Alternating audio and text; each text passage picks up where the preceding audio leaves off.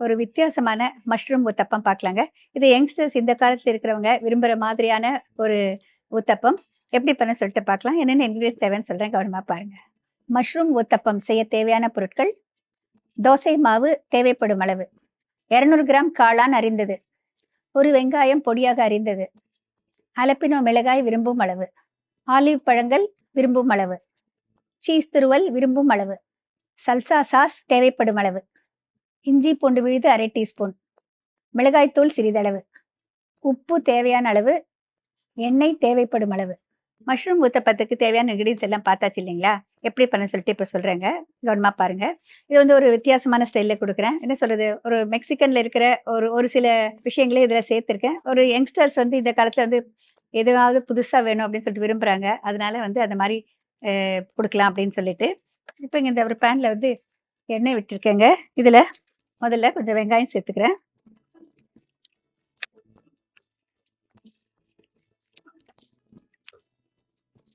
வெங்காயத்தோட கொஞ்சம் குடமிளகாய் சேர்த்துக்கலாம்.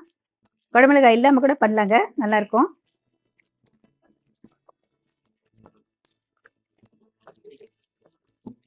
இது 2ம் பாதி வதங்கிய பிறகு, நம்ம இந்த காளான் பண்ணி வச்சிருக்கோம் இல்லைங்களா? கட் பண்ணி இதையும் சேர்த்துக்கலாம்.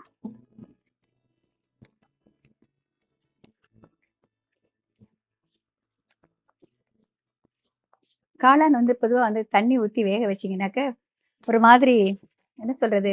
சாகியா ஆயிடுங்க. நல்லா இருக்காது. ஆனா எண்ணெயில வந்து ஃப்ரை பண்ணோம்னாக்க, ரொம்ப சீக்கிரம் வதங்கிடும். பொதுவா என்ன பொறுத்தவரைக்கும் நான் தண்ணி ஊத்தி வேக வைக்க மாட்டேன். கொஞ்சமா அப்படி மாய்ஸ்சர் தெளிச்சா கூட பரவால்ல. நெறைய தண்ணி ஊத்தி வேக வைக்கக்கூடாது. இது ஃப்ரை ஆகுறதுக்கு ஒரு 2 மினிட்ஸ் ஆகுங்க. இப்ப நான் இந்த சல்சா சாஸ் இதுல சேர்த்துக்கிறேங்க. நம்ம தக்காளி பழம் சேர்க்கறதுக்கு பதிலா இந்த மாரி சேர்த்தா ஒரு கூடுதல் சுவையாவும் இருக்கும். ரொம்ப சீக்கிரமா வந்து நம்ம வேலைய முடிச்சிடலாம். முக்கியமா வந்து வொர்க்கிங் விமனா இருக்கிறப்போ, நெறைய வித்தியாசமா பண்ணணும், ரொம்ப சீக்கிரம் பண்ணணும் அப்படின்னு நினைக்கிறப்ப, இந்த மாரி டிஷ்ஷஸ் எல்லாம் ரொம்ப ஐடியலா இருக்கும். ரொம்ப கொஞ்சமா ஒரு ஃப்ளேவருக்காக நம்ம இந்தியன் ஃப்ளேவருக்காக இஞ்சி பூண்டு விழுது போடுறேங்க. அது போடாம கூட பண்ணலாம். கொஞ்சமா போடுறேன். சாஸ்ல வேற வந்து உப்பு இருக்குங்க. அதனால கொஞ்சமா உப்பு போட்டுக்கலாம்.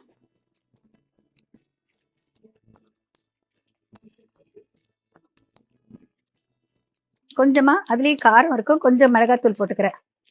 நீங்க வேணா மிளகுத்தூள் கூட போட்டுக்கலாம். இப்ப பாருங்க எவ்ளோ சீக்கிரம் இது ஃப்ரை ஆயிடுச்சு, ரெடி ஆயிடுச்சு. முக்கியமா வந்து இதுல வந்து புரோட்டீன் வந்து ஒரு நல்ல புரோட்டீன் இருக்கு. கேலரிஸ் வந்து ரொம்ப குறைவு மஷ்ரூம்ல. ரொம்ப சிம்பிளான இன்கிரீடியன்ட்ஸ் ரொம்ப சீக்கிரம் முடிஞ்சிச்சு பாருங்க. இப்ப இத ஆஃப் பண்ணிடுறேன்.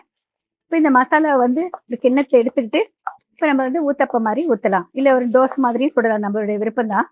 இப்ப இந்த கிண்ணத்துல மாத்திர்றேன். இது ரெடி ஆயிடுச்சு. நம்ம வீட்ல இட்லி மாவு, தோசை மாவு எந்த மாவு இருந்தாலும் பரவாயில்லைங்க. இதுக்கு நம்ம யூஸ் பண்ணிக்கலாம்.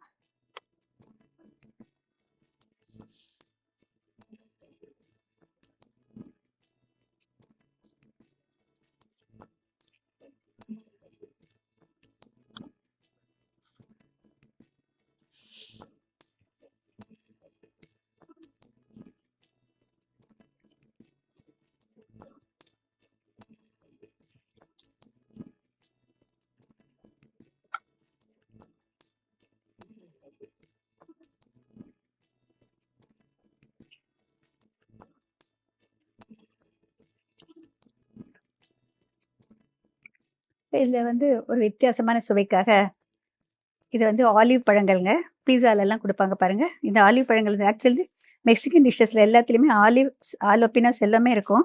இந்த ஹாலபினோ அப்படிங்கிறது இது ஒரு மிளகா. இதுவும் வந்து ஓரளவுக்கு காரம் இருக்குங்க. ஆனா நல்லா இருக்கும் டேஸ்ட்டு. இப்ப இது ரெடியா கிடைக்குது கடைங்கள்ல. நம்மளோட விருப்பப்படி 1ஓ 2ஓ நம்ம டேஸ்ட்டுக்கு படி எப்படி வேணா வச்சுக்கலாம்.